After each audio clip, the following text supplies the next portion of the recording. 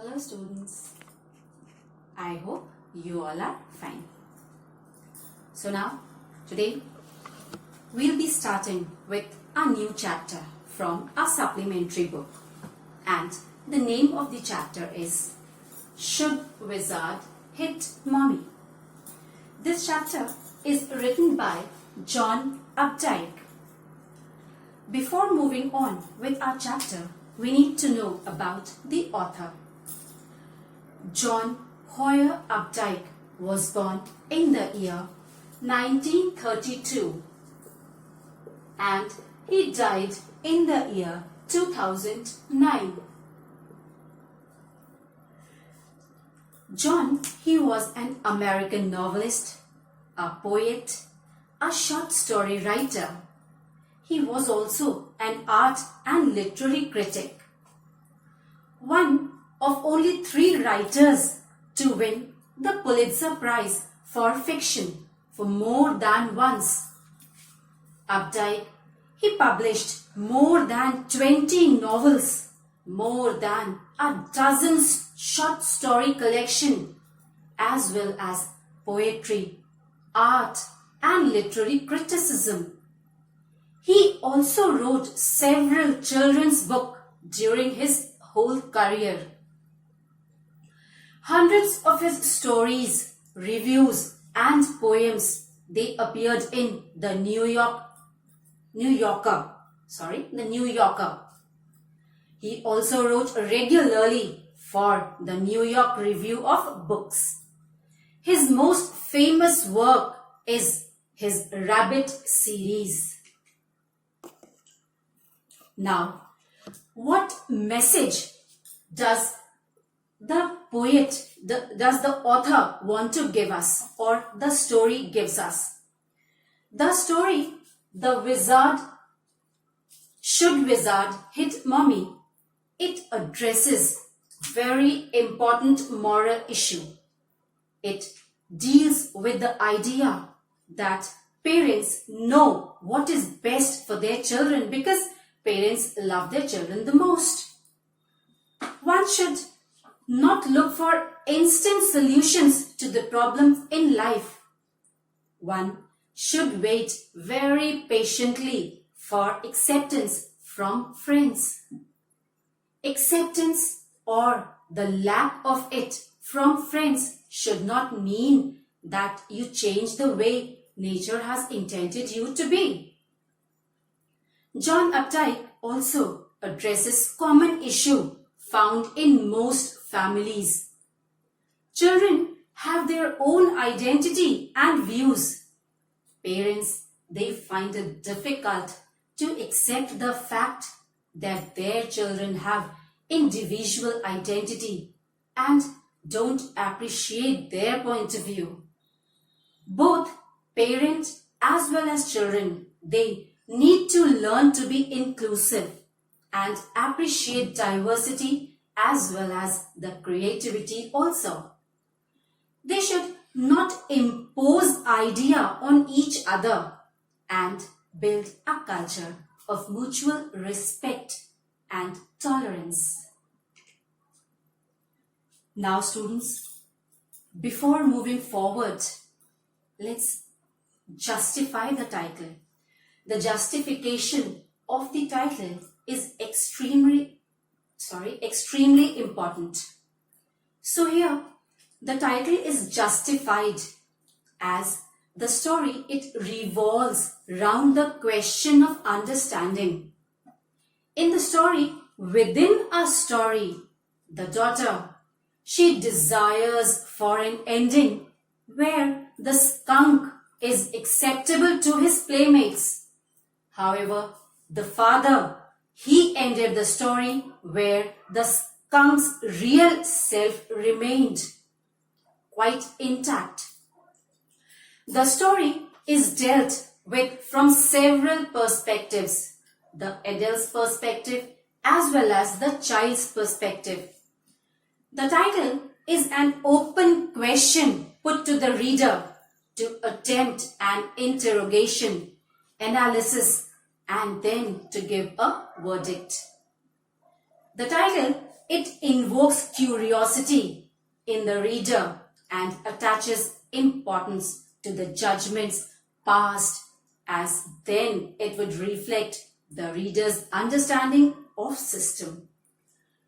The author here has deliberately left the title open-ended.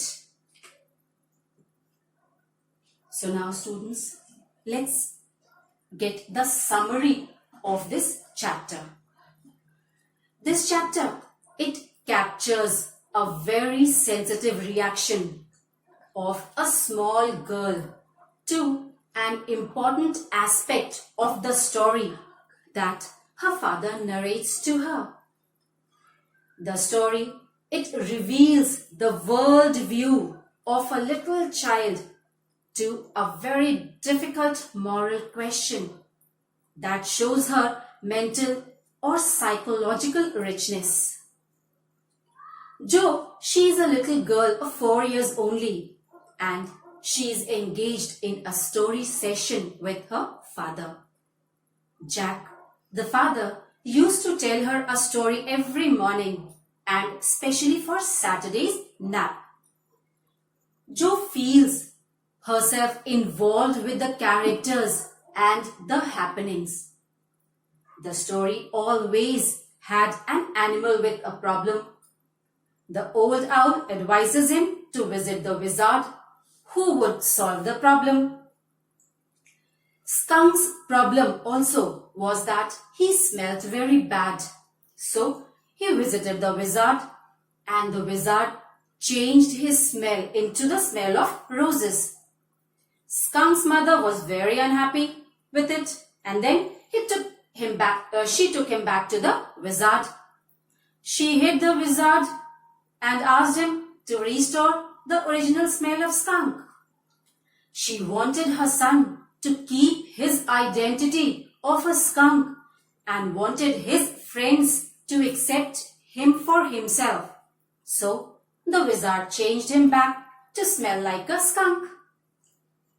After hearing the story of Roger Skunk, Jo was not happy with the ending. She wanted her father to change the ending. She wants the wizard to hit the mother back and let Roger be with her father, was not ready to do so, establish his authority.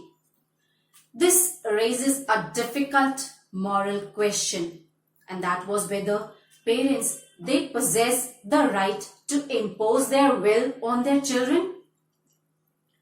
Then his father finds it very difficult to answer her question. Now students, let's move on with the chapter. In the first paragraph of the chapter, we'll study that how father tells a story to his daughter Jo. Father, he tells stories to his daughter Jo in the evenings and for Saturday naps. He had been telling stories since Jo was 2 years old. Father was now mentally exhausted because now story-telling session was not that easy one as Jo was growing up. Jo was now of 4 years. So each story of her father was a slight variation of the basic tale. Each story starts with Roger.